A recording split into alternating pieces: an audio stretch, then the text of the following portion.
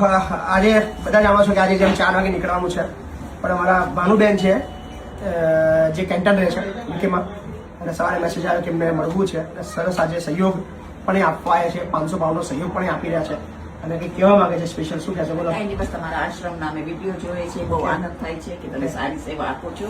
તો બસ અમારા તરફથી એટલું છે. Thank you. પાઠવીને સો તમારા આશ્રમમાં ક્યાંય આ વખતે યુકેમાં ક્યાંય જવાયું નથી, તો ફક્ત ગઈકાલે આવ્યો ને આજે પાછો જવાનો સમય છે.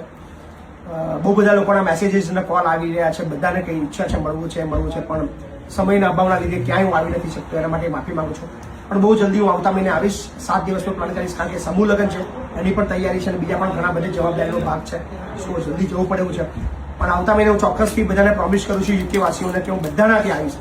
મોર દેન 3000 થી વધારે મેસેજ આવે છે કે એ લોકો મળવા માંગે છે, પણ ત્યાં હું પહોંચી શકું એમ નથી. એના માટે માફી માંગુ છું. જે પણ આ બધા પ્રેમ આપી રહ્યા છો બધાનો ખૂબ ખૂબ આભાર. થેન્ક યુ ભાનુભાઈ, તમારો ખૂબ ખૂબ આભાર. Thank you.